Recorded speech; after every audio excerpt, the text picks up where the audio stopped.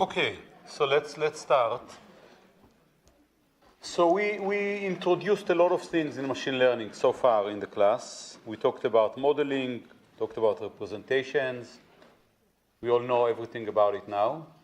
And hopefully today we can take off and start talking about doing machine learning. So just to remind you, we talked about this example.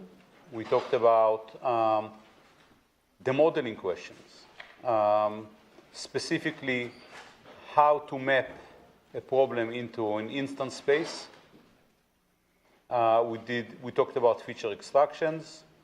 We talked about the hypothesis space. We chose a hypothesis space for this problem. And we went through examples for this specific case. We extracted features here. Yep. Talked about, first about expressivity of functions. Talked about blowing up the feature space if needed, expanding the feature space so that our chosen hypothesis space would be good enough. We gave a couple of examples for that. And here we talked about the specific representations. How do we actually take data and convert it to something that your learning algorithm can deal with? And you played a little bit with this in the quiz, and you're going to do more of it in the homework. So, as I said, we want to start doing machine learning, which we're going to do after this slide. So, just to remind you where we are. So, easy registration period is over. The class is full now, but there will be a few options for petitions to get in. So there's still some hope if people are interested.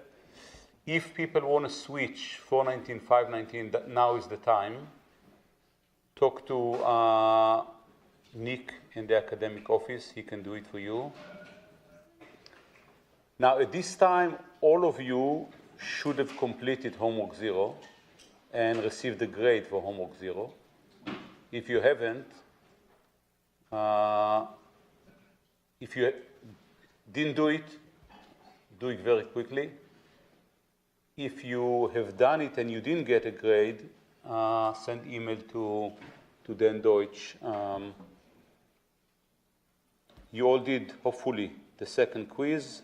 And I just want to remind you that homework 1 will be released this week. So free up some time. What else? Office hours. So my office hours today are going to be, this week are going to be different. Today it's going to be 3 to 4. Wednesday it's going to be just after class at 1:30. Questions? Yeah? The change in office hours is temporary. Is it temporary? just this week. Yeah. Other questions? Okay. So let's start. So as I said, we talked about modeling, and I want to talk about how to learn.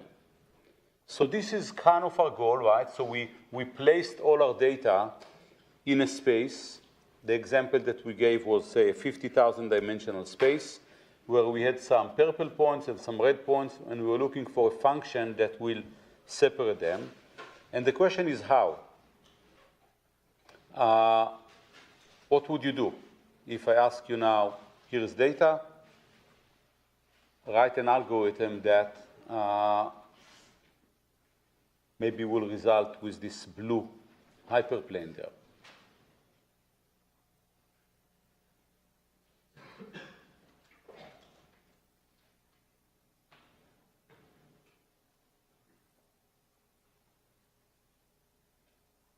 That's your job now, right?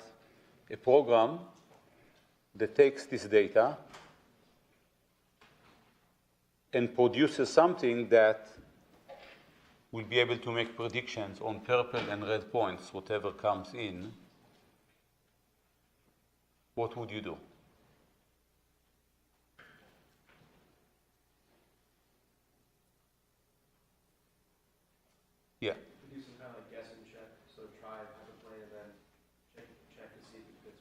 So the first thing, yeah, excellent. So that would be the first thing that we actually mentioned even in the last time. I mean, we can start with some linear threshold functions, some guess. See how well we're doing. Correct. And repeat until we converge or until we're happy with what we are. So the first question for us is, now, first of all, this is going to be the most generic learning algorithm that we're going to study throughout this class. It's not the only way. We're going to see a little bit later that there are other ways of learning even these linear functions.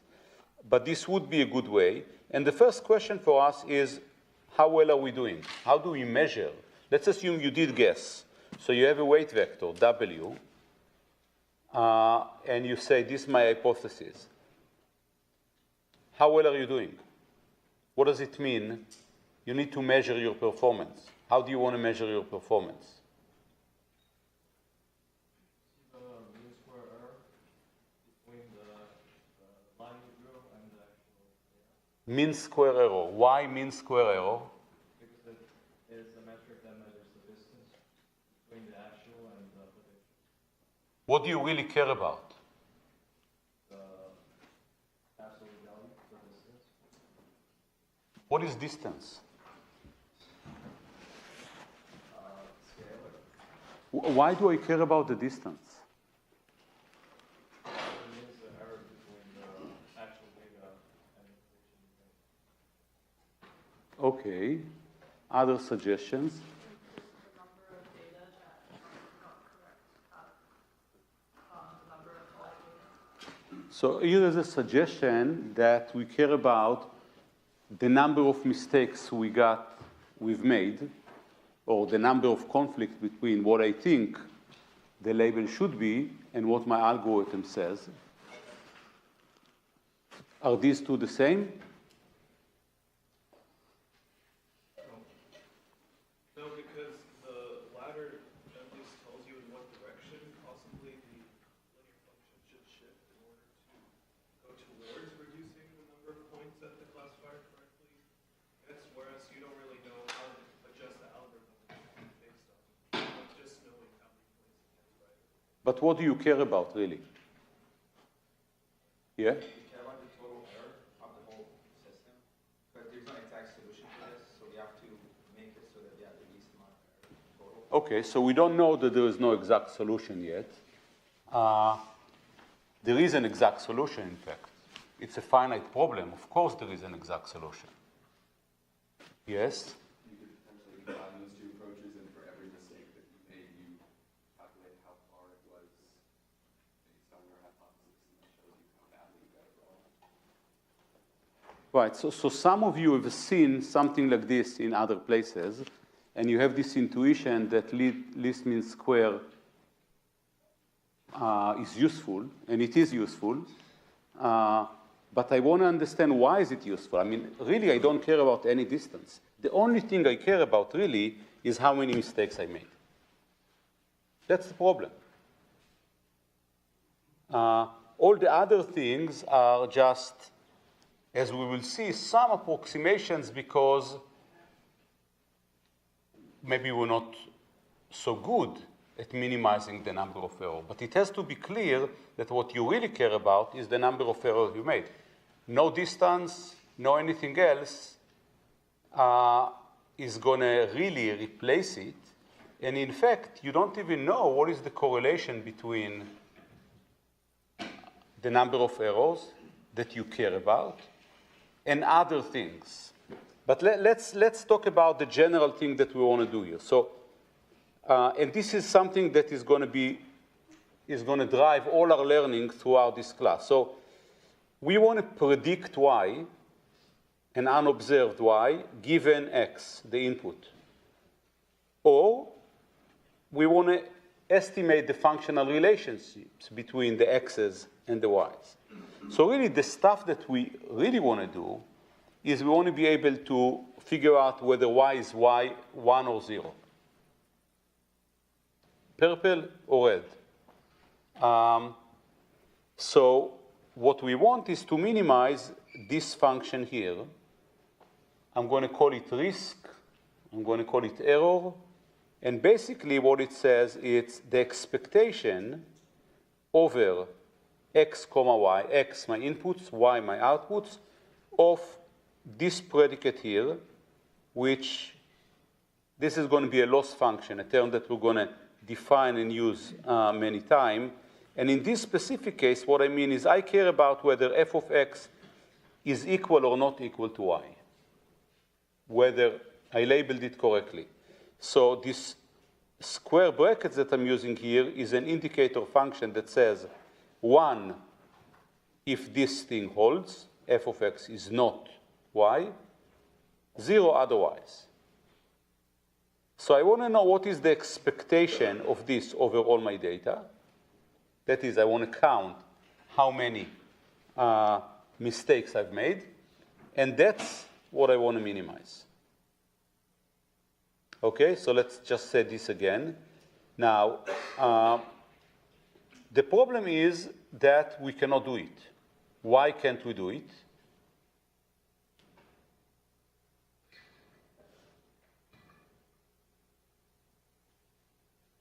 Yes? We don't know the true distribution, right? So it's not a computational problem. It's not a laziness problem. It's just the distribution is unknown. Otherwise, as a side note, if the distribution was known, we wouldn't be here because there wouldn't be any learning problem. We will just be able to compute what is the most likely y given x, right? We'll do argmax over all possible y's, in this case 2, 0 or 1, plus or minus, p of y given x. Let's compute and predict. So that's not our problem. We just don't know x, the distribution over x and y, and therefore we're going to minimize the empirical classification error. The empirical, I mean, over the training data. So if I have m examples, I'm going to look at all m pairs xi, yi, and I'm going to minimize this instead, which is basically the average number of mistakes I'm making.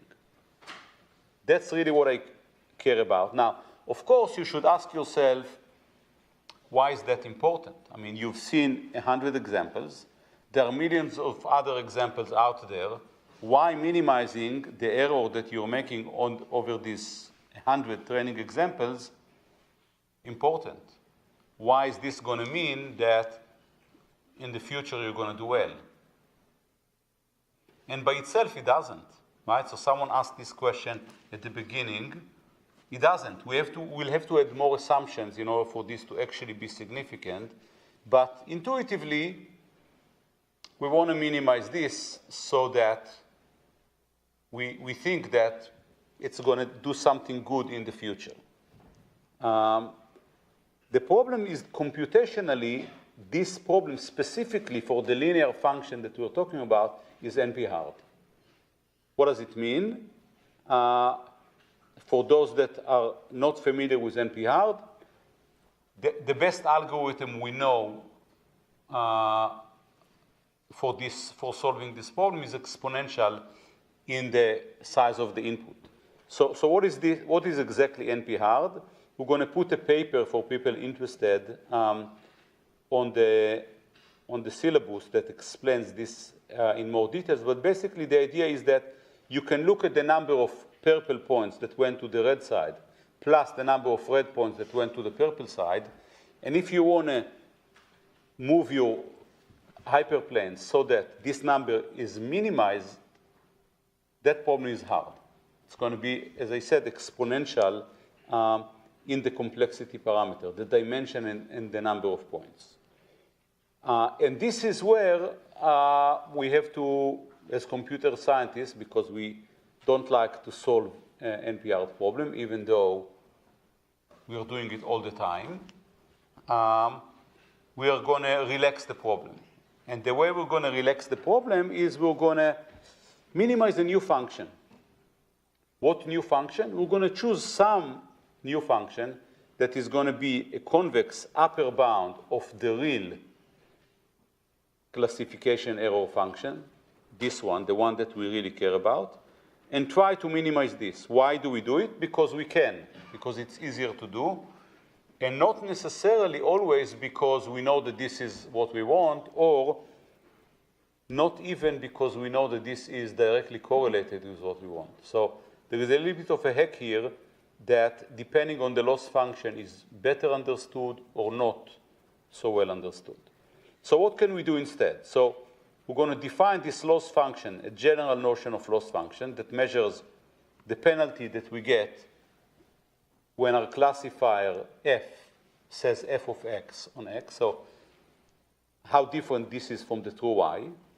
And we can define many functions. For example, the one that we just talked about, the true one, is a misclassification error, or sometimes called 0-1 loss. It basically, the loss is 0 if we got it right, it's 1 otherwise. The square loss that you mentioned at the beginning is this one, f of x minus y squared. You can define, it looks kind of like this. As f of x goes away from y, doesn't matter which side, you get more penalty. And you can define many other functions. We can define an input-independent loss, right? So it's 0 if you got it right. It's c of x, some function of x otherwise. And we'll see many, many other loss functions today and in the class. The important thing to realize is that it's not what you want. It's just a way out of computational problems. So here are examples of some loss functions. I'm not going to go over the details of all of them, but here are a few. So the black one here, that is this step function here, is the 0-1 loss. Now, the x-axis here, for almost all these cases, is the product of y f of x. And let's look at one of these functions, hinge loss, which is an important loss function. So what do I do here? I'm looking at y f of x. So in this case, I'm going to assume that y is plus or minus 1. Easier to work with plus or minus 1. And f of x is going to be a real value. So what is y f of x? How can we think about it? If f is positive, and the example is positive, that is y is plus 1, then this is going to be positive. If f of x is negative, and the example is negative, also the product is positive. Right? So the product is positive whenever the sign of f of x agrees with the label. If the sign of f of x disagrees with the label, then this product is going to be negative, right? So we're going to be on this side of the axis. Okay? So what does hinge loss do? So if y f of x is greater than 1, what does it mean? It means that it's positive. So the sign of f of x agrees with the label. And moreover, it's greater than 1, then we're very happy. We are losing 0. Otherwise,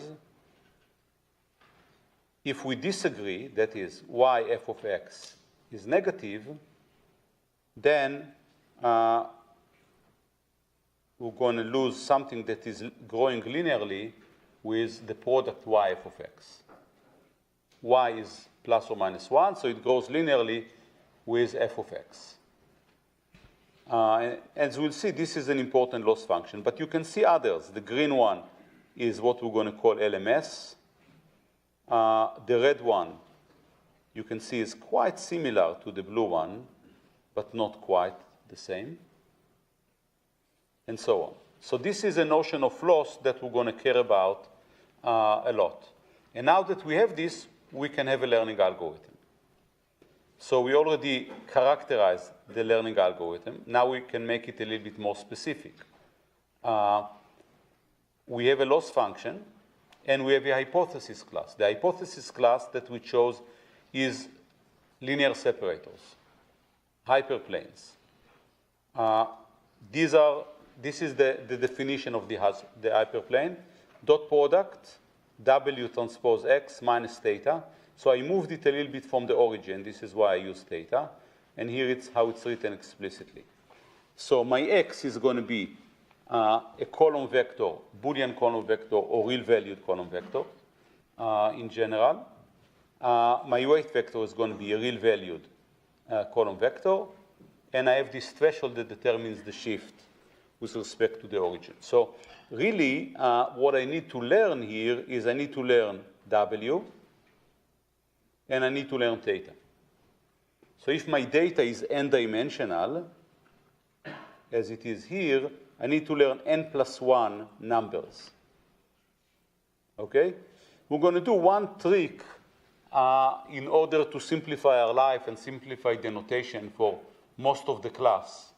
And this is moving to a canonical representation. So instead of working with W and theta, I'm going to embed everything into an n+1 dimensional vector instead of n-dimensional vectors, and replace W by this W prime. So I'm replacing X by X prime, where it's the X that I had before, concatenated with -1 in the last dimension.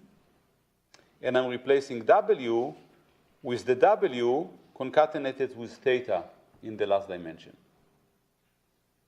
What I've done is I moved from Wx minus theta to just Wx, W prime, X prime. So from now on, I don't need to carry with me this theta.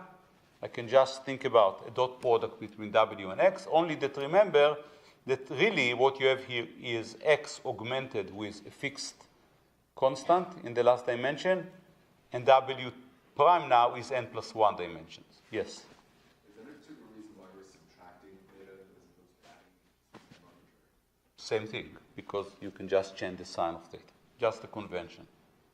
And in fact, you'll see it in different places with plus theta.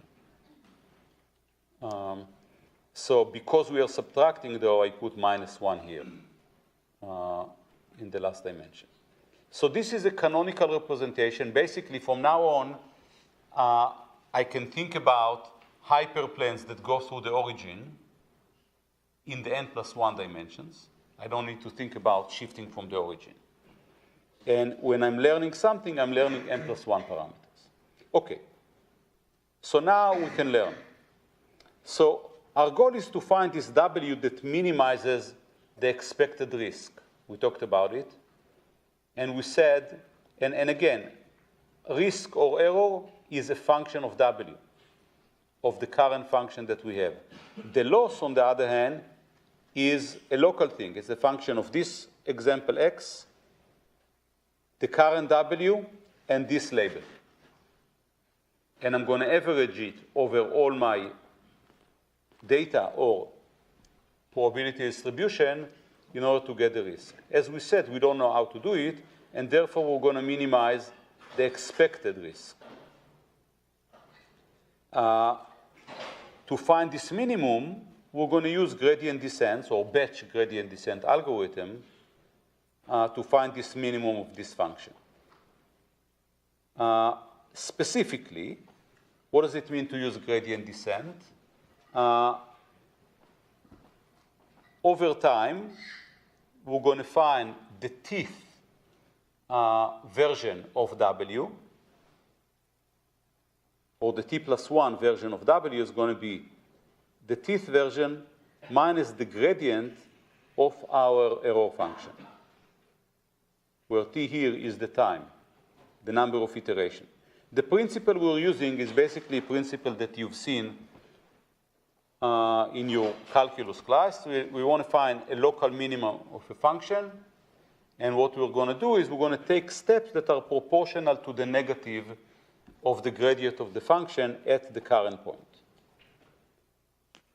So this is what we have, right? So we have an error function, looks like this, and this is a function of W. So for each W, W1, 2, 3, 4, I have a value for this. And my goal is to figure out what is the slope, or estimate what is the slope of this function. at each W I'm at, and I want to go down the steepest slope. That's basically the algorithm. So remember that I have a fixed set of examples now, my M examples, and therefore this function is just a function of W, no longer a data point. And at each step, I'm going to modify the weight vector so that I go down as fast as I can along this error function. Now I have to do it. In order to do it, I have to choose a specific loss function, and we're going to choose the simplest loss function, continuous loss function that we can have, which is LMS, squared loss, which is going to be this. F of x, which is this dot product, minus y squared, and I'm adding half here just for convenience. Now, shouldn't confuse you whether I put half there or not, it's the same error, right? So if I minimize it with the half, I also minimized it without the half. And this is the function for which we're going to now compute the gradient descent. So here is how we do it. So there's a lot of notation here. I'm going to use I as subscript for vector components, J as superscript for the time, the iteration, and D is going to be my example, the number of examples, the example number. So let's assume that Wj is the current weight vector. We're using it to make predictions. Our current prediction is OD, output, on the dth example, which is this dot product. And let's assume that TD is the truth, is the target value for this example. And therefore, the error that I have is this, right? Sum over all. This is how I define LMS. Sum over all examples, TD minus O2 squared divided by 2. Now, the way you can think about it, if you want, is you can assume that there is some truth here. So there is some real hyperplane, I'm going to denote it here, U, that is consistent with the data, and then some noise has been added, and this is how TD is being generated. You can think about it this way. You don't have to think about it this way because it's not going to matter for us whether there is truth out there or not. We are just going to look at our M examples and try to minimize the error for these M examples. But sometimes it's easy to think about it conceptually where you say there is some truth and we're trying to get closer to this truth. Okay, so now we have to do gradient descent to find the best direction in this weight space, W, which is the argument of our error.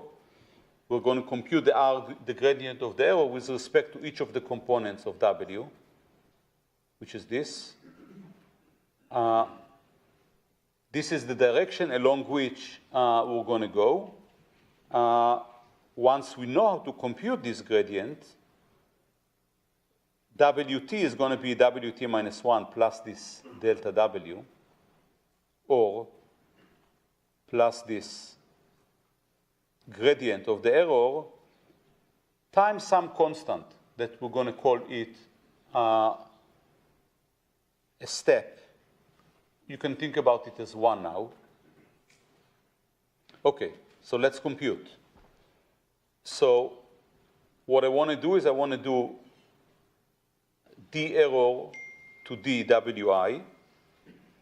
And everything I'm doing here is basically simple algebra. I'm basically putting this d inside the linear sum. And then I'm differentiating this quadratic function, which means the 2 goes before it, times td minus od, times d of td minus od dw. And the only interesting step is now, you have to realize that we are differentiating relative to the ith component, wi, and therefore everything disappears except for the ith component, and the differentiation of it is the negative value, because of this, of xid. That's it. The 2 disappears. So basically, we have our gradient. And that means that our update rule is now this step R, sum over all examples, TD minus OD, XID. We have an algorithm, right? So here is the algorithm. Start with an initial random vector, weight vector. For every example D, compute OD. And then compute this delta W and add it to your current W.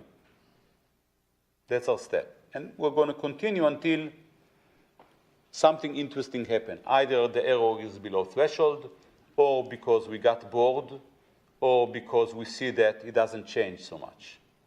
The error doesn't decrease. Questions?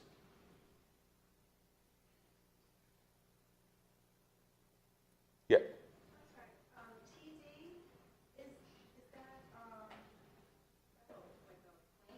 That's the truth. That's the label that we get. For the example D, we got X, which is the example, and we got TD, which is the label that was given to us. So that's the truth. OD is what we compute ourselves given our current W. Okay, so let's go back here. Up.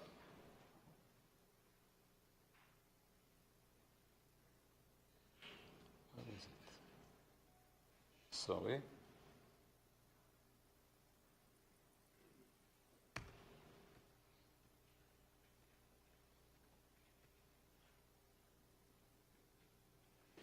So we can think of TD as the truth value here. Or you can just think about it. This is the label that they gave me with the data. All right? So that's part of your data. And O is what you compute given your current W. And these two together go into the update rule that we have here. TD minus OD times the value of the feature. Now, this algorithm, in principle, will always converge to a local minimum of the error function with small enough steps, with small enough R.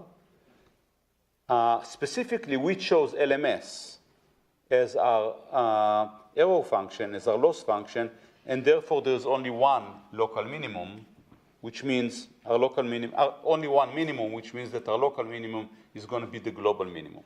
So basically, we're going to converge to the best thing we can. If the function happens to be linearly separable, that is, there exists a linear separator that separates the data, we're going to converge to it. If not, we're going to converge to something as close to it, given this LMS. In the sense of LMS, it's going to be the closest possible to what the data shows. It's important to realize that this does not mean, and hopefully you'll go over it in the recitation, it does not mean that it minimizes the number of mistakes you're making. It minimizes the value of this error function. And these two are different things. So that's our first algorithm, gradient descent. Here is our second algorithm.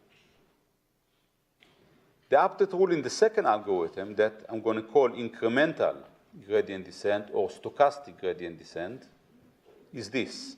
So delta WI is, again, the same R here, TD minus OD times the value of the feature, XID.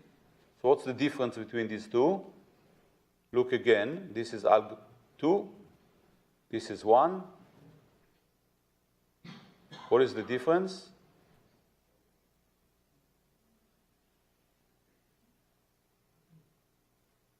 Algorithm 1. Algorithm 2. What's the difference between them? The sum. The sum is different. So here, I summed over all data points. Here, the way I've written it here, I'm updating after every example. I looked at the dit example, computed this thing, and updated. So I'm updating a lot more. Here I have to go through all my data in order to compute this delta Wi.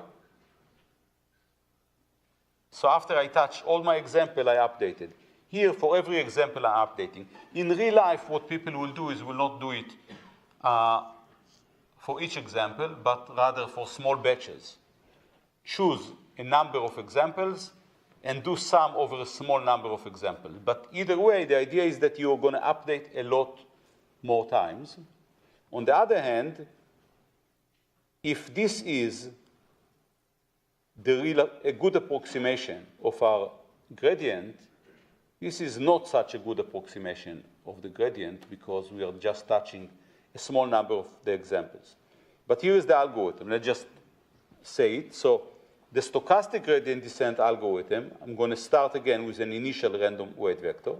For each example, or you can replace it for each small number of examples, with labels TD, I'm going to compute OD and update W incrementally by adding this delta W for each component.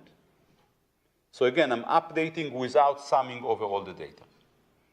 So in general, unlike the previous algorithm, this doesn't converge to a global minimum.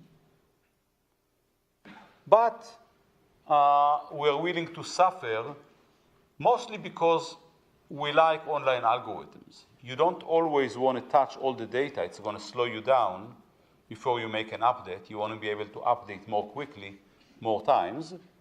And there are modifications of this algorithm basically boil down to decreasing R, the step size that we're using here, with time that will also guarantee that this stochastic version of gradient descent converges.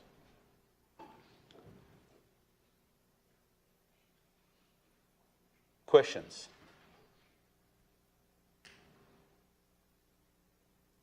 Yeah. So if you have an example that's an outlier,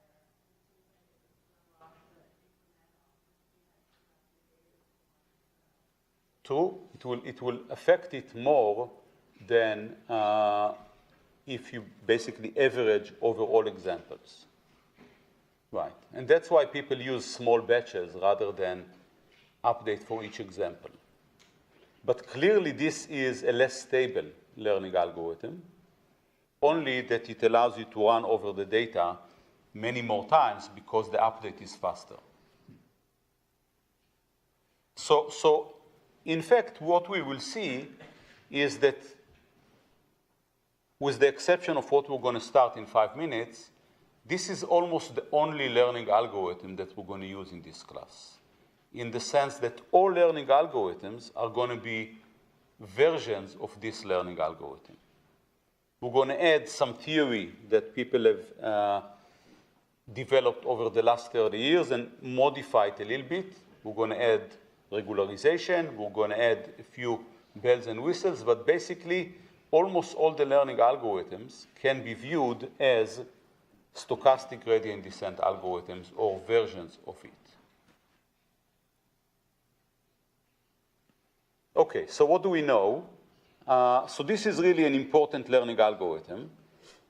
As we said, in general, in order to guarantee convergence of this stochastic learning algorithm, we have to play with R a little bit. We're not going to talk a lot about this. The theory for this is not so strong, but there are kind of recipes and search algorithms to do it. Of course, how we start also will have an impact. If you start very close to the truth, whatever the truth is, you're going to converge faster. So restarting is also something that you may want to do a lot. But this is the important thing. So these are really simple learning algorithms. But as I said, almost all learning algorithms that we will see are versions of this algorithm. Different loss function, different hypothesis spaces, and a few other bells and whistles. Mostly the notion of regularization that wasn't didn't exist in the early days where people developed this, which is kind of 1700s, really. And we understand them better now. Okay, so there are a few computational issues that we're not going to spend a lot of time now, but I just want to bring up the issue. They exist. So you can ask the question of how many examples do I need to look at so that I have some guarantees that what I'm going to do is going to be okay. So I'm learning over my training data. Most of the data that I care about is not in this training data. How do I know whether I'm going to do well? So this is something that we're going to talk about, but I'm just going to bring up something that we'll see. So of course, you cannot have guarantees that what you're going to learn is correct. But we can talk about some notions of error. For example, I want to make sure that my error is smaller than epsilon. This epsilon here. So if you give me the truth over 100 examples, and I show you my predictions over 100 examples, only epsilon% of these are going to be wrong. Now, even that I cannot guarantee with 100% certainty, so we can ask the question, and we're going to go over this in more details later on when we talk a little bit about learning theory. I want that with high probability, at least 1 minus delta probability. Delta is going to be a small number, let's say 5%. So with 95% confidence, I want to make sure that what I've learned makes less than 2% error. How many examples do I have to see then? And it turns out that we can develop these dependencies, and it's going to be rather easy in a few weeks. And the important thing that I want to focus here on is what are the complexity parameters. So you can see n, which is the dimensionality, the number of features. So the number of examples we need to see is linear with the dimensionality. The more dimensions you have, the more examples you have to see, which kind of makes sense, right? If the problem is larger, you need to see more examples to guarantee that what you're doing makes sense. And it's also inversely proportional to epsilon, 1 over epsilon here. So the more accurate you want it to be, the more examples you need to see in your training. Also makes sense. And it's also inversely proportional to delta, which is if you want to be confident that what you will get will have a small error, the more confident you want to be, the more examples you need to see in your training. So hopefully at least the direction of this complexity parameter makes sense to you. So that's one important thing. The other thing is computational complexity. How long would it take us to compute it? So as I said,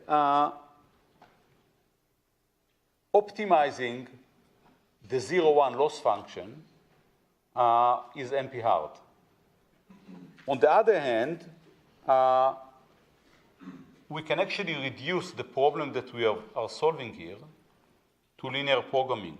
So people that know linear programming know that there is a polynomial time algorithm for linear programming, which means that there exists a polynomial time algorithm for finding consistent linear threshold units. We're not going to use this for various reasons. Even though it's polynomial, we'll have to touch all the data, typically high dimensional data, and computationally it's going to be better for us to run these online stochastic algorithms rather than do this. But it's good to know that it exists. Okay, so there are many, many other methods for doing what we just did. I mentioned linear programming. There are methods that come from statistics, Fisher linear discriminants that are doing that under some assumptions on the data. So far, we've made no assumptions. There are probabilistic methods that we're going to talk about that also learn linear functions, as we just did. We're going to talk about algorithms like perceptrons. and a few others, logistic regression, SVM. We'll also show that all of them are versions of what we just showed, but all of them have different properties and different sort of interesting sides to them. Questions? Okay, so let's move on then.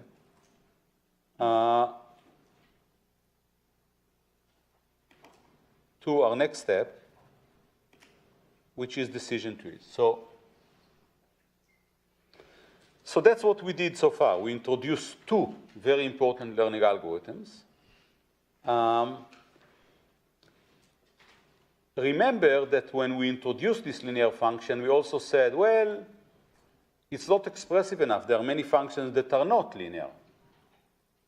And then we discussed this issue of blowing up the feature space so that despite the fact that it's not linear over the original input, we can still learn linear functions. Really what we did is we decoupled the problem of what are the features, what is the representation of the input, from the problem of what is the function that we're learning. Decision tree is going to be our first example for not doing that. We're going to start with raw data. We're going to learn an expressive enough functions irrespective of what input you're going to give it. So that's going to be our question one. Question two, which I'm going to keep asking all the time, but not answering until the middle of the semester, is can we say something about the quality of what we learn? So far, all we said is that we're doing something, and we're hoping for good. We didn't quantify anything. So question one is really the reason we are learning decision trees. So what are decision trees? It's going to be a flexible hypothesis space that will allow us to, as I said, start from scratch. Functions do not have to be linearly separable. I'm reminding you of this example that we saw last week of blowing up the feature space as a way to do it. So decision trees are going to give us some information about this because we're going to learn directly without explicitly transforming the data. That's one reason we want to learn decision trees. And you can think about the badges problem in this context. In fact, this is going to be part of your homework assignment, to think about decision trees in the context of this problem. A second motivation is, what's the best learning algorithm? I don't know if you have an answer for this. Suggestions? Some of you have read it in the newspaper.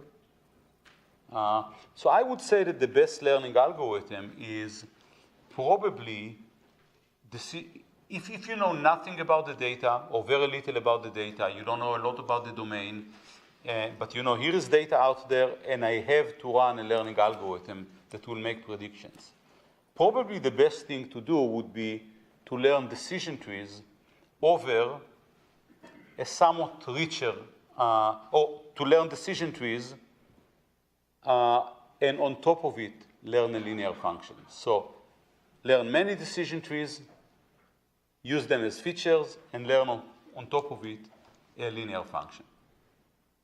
So we will give names to these algorithms later, but basically you can think about it as random forests rather than just a single tree. And this is going to be one of the versions of these algorithms. So this is a relatively straightforward learning algorithm, conceptually at least. You learn many decision trees, and then you learn a function, a simple function on top of them. And I would say is the best learning algorithm from the perspective that if you don't know a lot of things about your domain, that's what you should do.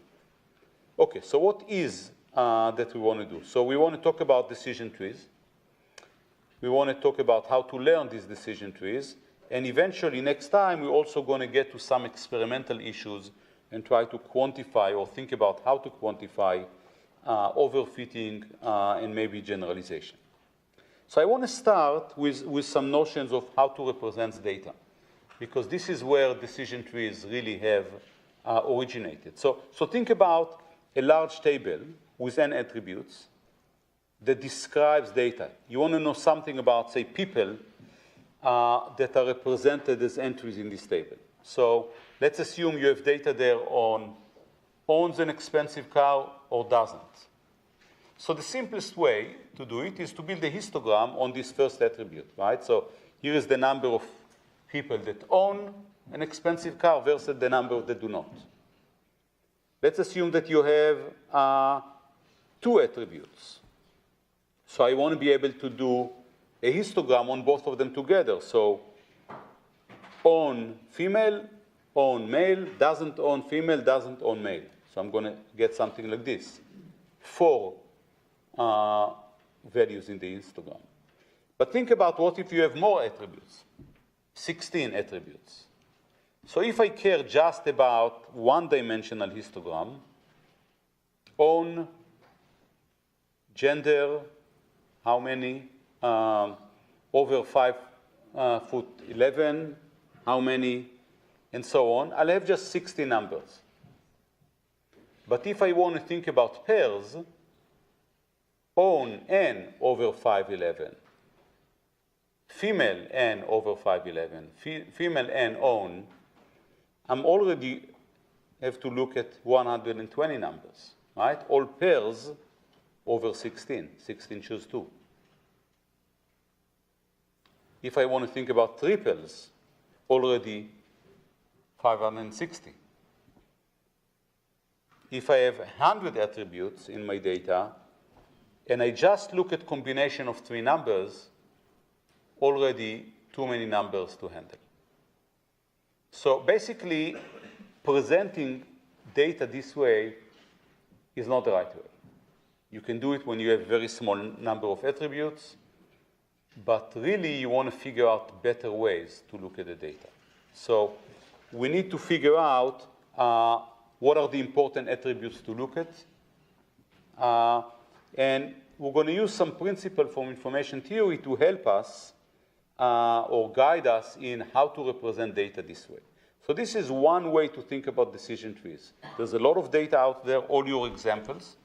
They have many features, many attributes. And rather than just representing it with tables or histograms, which is a very inefficient way, we are going to seek better ways to represent the data, to compress the data into something that makes more sense. So think about this compression algorithm of the data as what we're looking for, how to learn a decision tree representation of the data. Once we have it, we can use it for data that we haven't seen before. But we're going to start with how to represent the data. So here is data. So I'm giving you here shapes, and I'm telling you, well, the shapes come from 3 classes. I call them A, B, and C. And we want to represent the data. So here is one way to represent the data. It's a decision tree. So I started by the color attribute. And you can see when I show the data here again, that if I condition on the color, immediately I know that this is class B. If, on the other hand, I ask about the shape first, if the color is green, then I still don't know which class. I have to ask another question about the shape. If it's circle, it's A. If it's square, it's B, and so on. So this is a more compact way to represent these objects. And you can also see that there are 2 issues here that I have to address. One of them is how to get this decision tree, or what is the learning problem, learning the decision tree. And this may not be the only decision tree. In fact, it's not the only decision tree that represents this data. And the other question that is going to be easy is to evaluate the decision tree. So now that when I give you a shape and I ask you, is it an A shape or a B shape or a C shape, you can run down this decision tree and tell me whether it's A, B, or C. This should be easy, right? So the evaluation is trivial. The learning might be a little bit trickier. Okay, so before we get to it, I want to think about expressivity. So we talked about Boolean function before, functions that map inputs into plus or minus. Here I gave you an example where the leaves have 3 values, but I want to change it now and simplify things. Let's assume that we're just talking about Boolean functions. So the leaves are going to be plus or minus. So how expressive is a decision tree? What Boolean function can we express with it? What can't we? Again, let's map this back to what we've done before. We talked about Boolean function in general, and then we talked about restricted classes of Boolean function. Linear functions are restricted classes. We showed that some functions are nonlinear. We talked about conjunctions. It's a Boolean function. We talked about disjunctions. And we saw that there are many, many Boolean functions. Some of them are simple to write, and some of them are hard to write. What about decision trees? What is the expressivity of decision trees? Can you think about a Boolean function that you cannot express with a decision tree?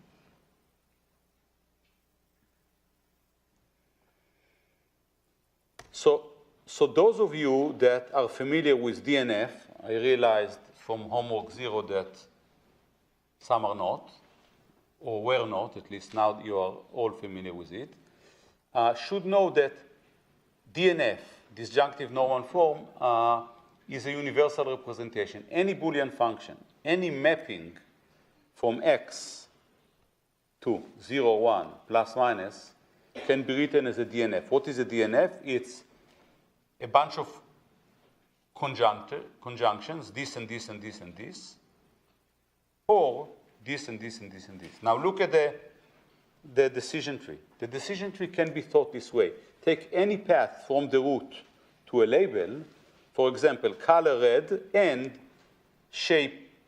color green and shape circle is a conjunction. Okay, lost this.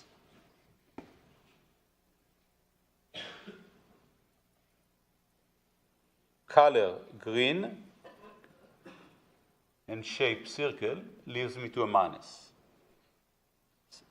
The color is green and the shape is square leaves me to a plus, and so on. So each path along the decision tree is a conjunction. So if I take all the paths that lead to pluses, this characterizes the function. These are all the conjunctions that lead to plus, or the union, the disjunction of all these paths lead to a plus, and the rest are minus. So I define the Boolean function this way, as a collection of all the conjunctions, green and square, blue and circle, blue and square. All other things are negative examples. And by showing that a decision tree is a DNF, basically I said any Boolean function that you want can be represented as a decision tree. Any Boolean function. So let's think a little bit about how large this space is. So what do we have here? We have 3 labels, 3 attributes, right? 2 attributes, and 3 values each, right? So I have color and shape. Color can be red, green, or blue. Shape can be square, circle, or triangle. So 2 dimensions, 3 values each, which means that my instance space is of size 9. Everyone agrees with me? I have 2 dimensions, color and shape. Each one can take 3 values. So I have 9 options. I have 2 labels here, plus or minus, which means that the number of functions is 2 to the 9. 512 functions. So basically, and I'm claiming that all these 512 functions can be written as a decision tree. So I showed you one here, but hopefully you're impressed with the fact that it's a very, very expressive class. Any mapping from color, comma, shape to plus or minus can be written as this decision tree. Okay? So think a little bit about it. Make sure that you comprehend this. It's a very expressive class.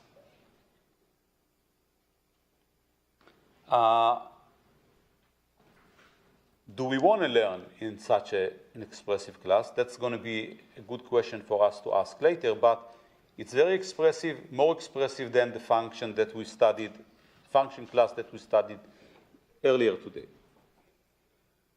So we are going to mostly talk about it as Boolean function or discrete valued function. So on the leaves, we're going to put discrete numbers, plus, minus, 1, 2, 3, and so on. Yes? Wouldn't this be very unstable if you don't average out? Like if you changes in the data can very easily lead to very different outputs? Very different decision trees. Yeah? So keep this question when we talk about learning, and we'll see what we can do with that. Yeah. So the worry here is that because we are so expressive, if we change one thing, maybe change one example, maybe we're going to get a completely different decision tree, which will have outcomes later on when we do predictions with this. So we'll have to deal with this question. It's possible also to talk about regression trees, that is real valued numbers in the leaves, say between 0 and 1. We're not going to talk about it, but the algorithms are essentially the same. And basically, to your comments, there are methods to deal with noisy data, and we're going to address them a little bit, and also with missing values and so on. Okay, so before I get to it, I want to say one thing. In most of the examples that we look at, the features themselves are going to be discrete. Color, shape, and so on. But you can also think about real valued features. For example, you can think about height, weight, width, and so on. And in order to put them in a decision tree, we're going to threshold them. So a node in the decision tree is going to be whether x is less than 3. Yes, no, we're going to go left or right. Whether y is less than 5, and so on. So this way, we're getting discrete value nodes, and we can think about the decision tree. You can think about what does this mean in terms of the geometric view. So if I have just 2 dimensions, x, y, which is what I know how to draw, what I'm going to get here is some axis parallel split of the space, right? So I have some rectangles that are pluses and some that are minuses. That's basically how we're going to look at it. Okay, so the key question for us now is, here's data. How do we learn a decision tree? Really, the way to think about it is as some kind of a 20-question game, right? So you have the data, and you're going to ask questions. So what is the color? You get the value of the color. You keep on going with the second question, and you hope to get quickly in the game less than 20 questions. In our case, a lot less than 20 questions. We don't want a very deep tree. We want to get to the leaves. Okay, so here is the problem that we're going to start with. How do we infer a decision tree like this? Given a specific data, there's going to be many, many Boolean functions that are consistent with it, and therefore many, many decision trees that are consistent with the data. What does it mean to have a good decision tree? Any suggestion? What is a good decision tree? Yeah? Shallow one, or small one in general, right? So just like we said from the beginning of the class, we want our learned function to be simple. And I already told you, any Boolean function can be represented as a decision tree. So I can give you I can give you data.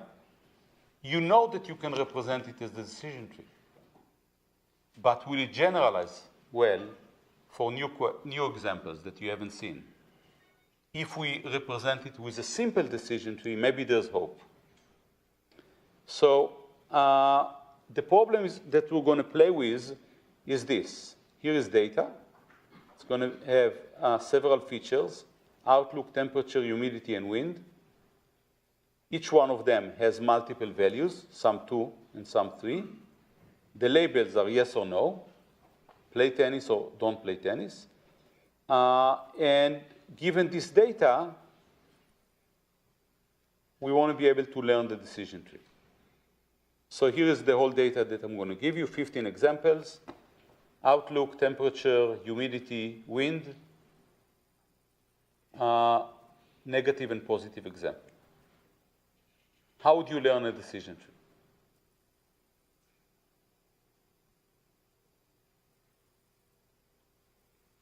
So you see all the data, and you want to develop a decision tree.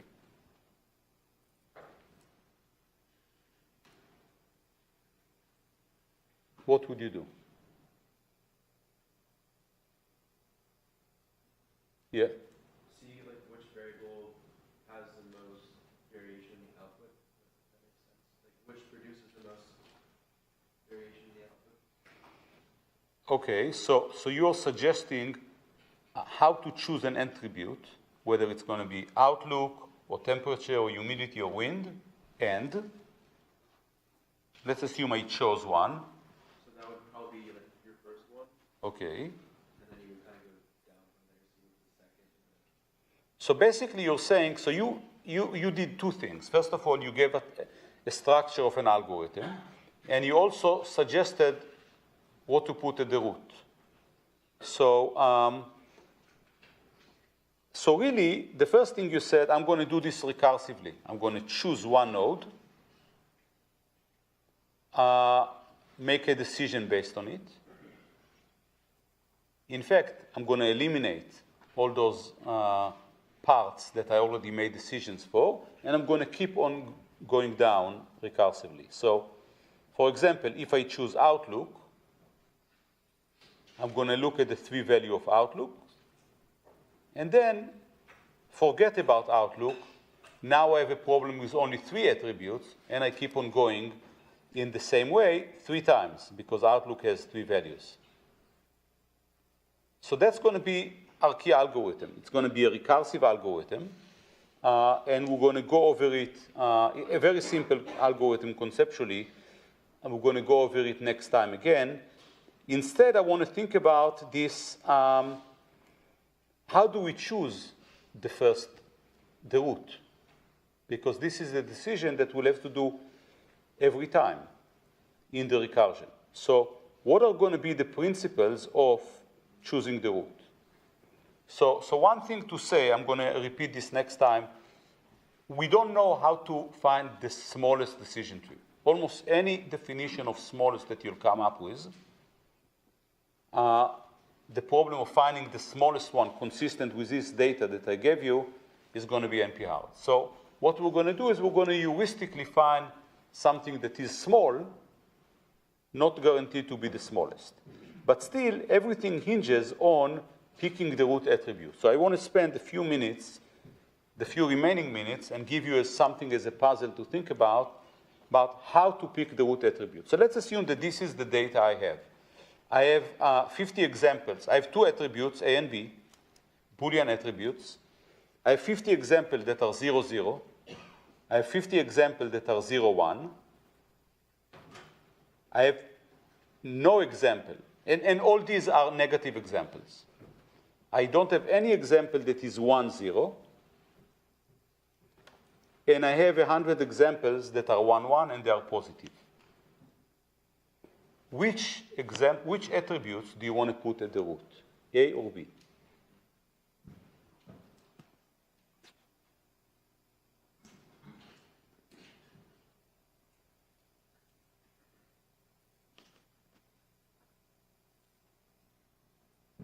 Yeah? B, Why? because when you have A is equal 1 and B is 0, you have 0 examples. So you just wasted 1. Okay, so if you put B on the other hand at the root, then If you have 0s and 1s, you'll have 2 cases for each. so let's assume B is 0. So I go left, and then I have to ask about A. If B is 1, I'm going right, and then B is 1, you're going to have either 50 examples or 100 examples. Depending on what A is. so I have to ask about A. So here is one suggestion, ask about B. And once you ask about B, depending on which side you go, you have to ask, in both cases, you have to ask about A. Another suggestion. You should choose A first, because then if you go down A equals 0, then automatically you don't have to ask about B anymore. If you go down A equals 1, then Okay, so now we have two views. One says, ask about A first, because sometimes you're done. Sometimes you're not done. You have to ask about B. Another says, ask about B. It's kind of symmetric. In both cases, you're going to ask about A. So which one should we do? What is going to be a criterion for us to decide which one is better? Yeah? Whichever one makes you choose the least number of times. Choose the least number of times. Okay, so that's a suggestion. It's similar to depth, right? So maybe you can think about it. Let's assume I'm doing it 1,000 times. If I'm using your tree 1,000 times on random examples that look like this, or I'm choosing your tree 1,000 times, where am I being more efficient? Okay, so think about it. We're going to pick up on that on Wednesday.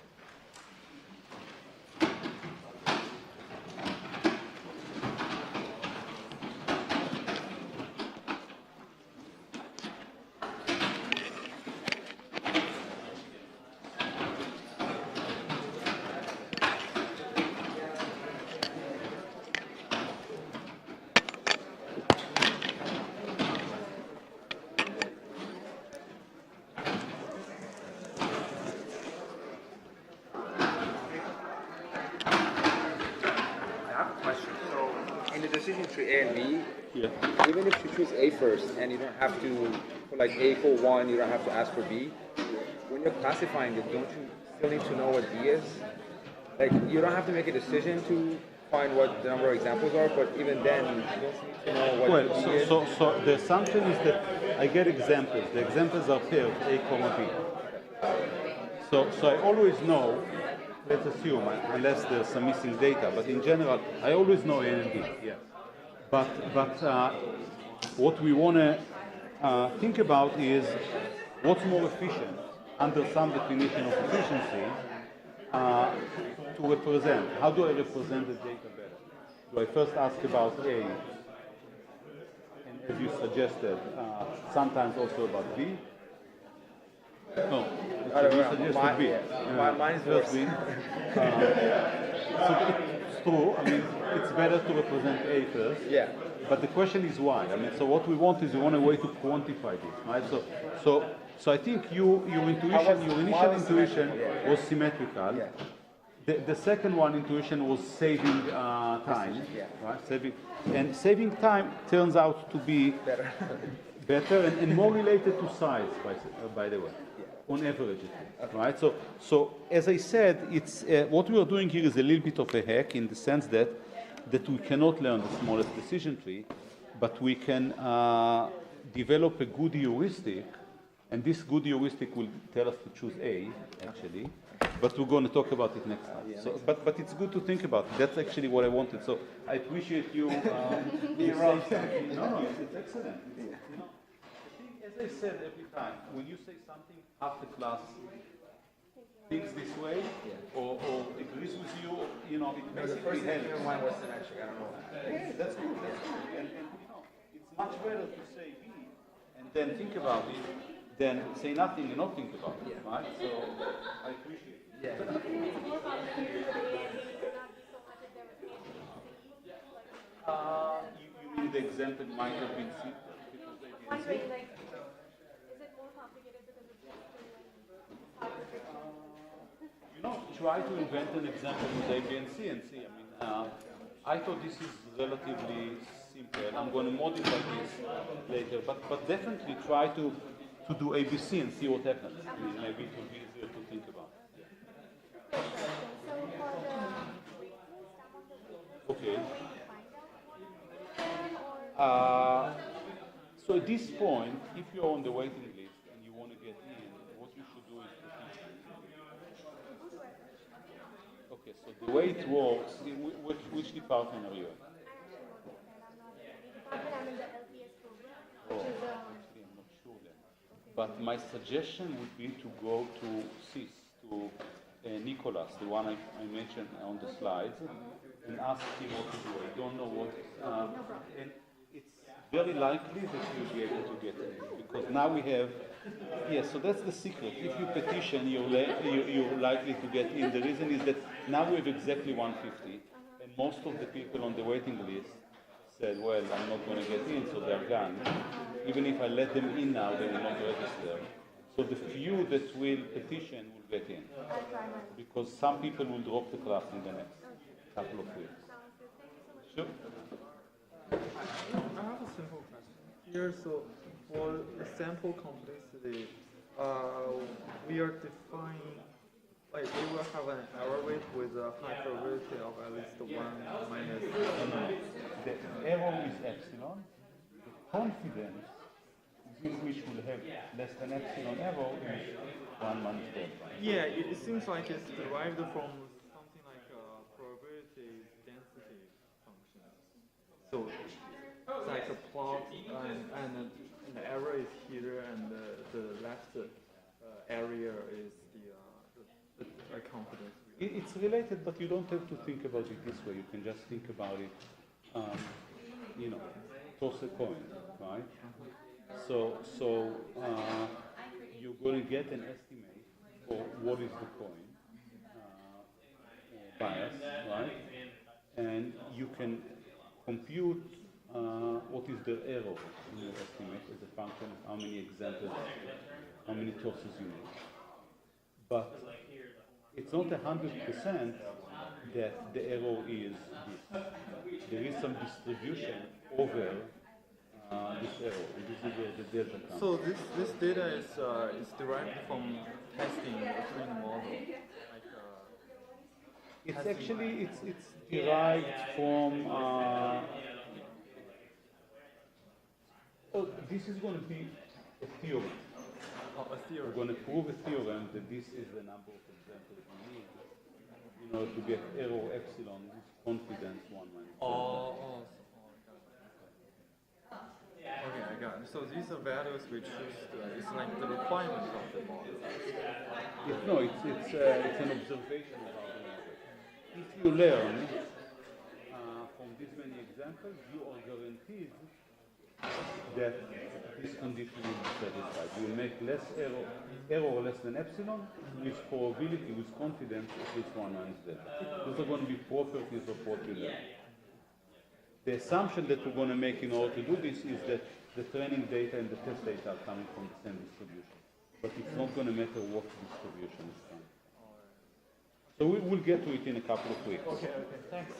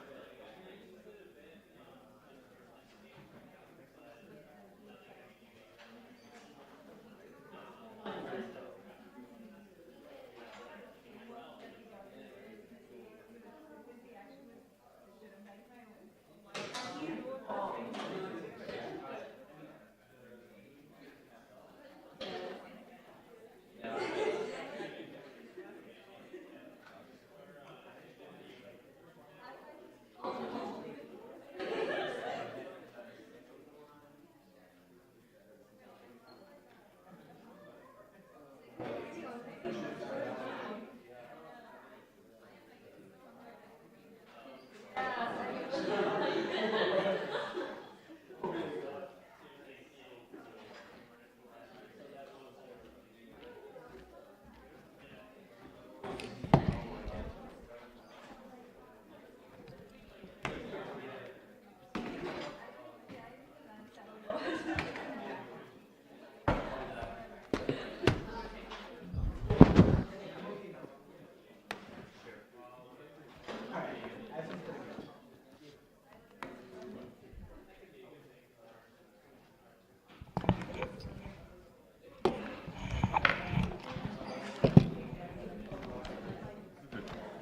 was wondering.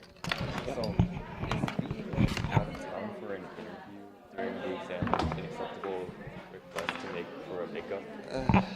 Sure, but the makeup will probably come before the exam did. Oh.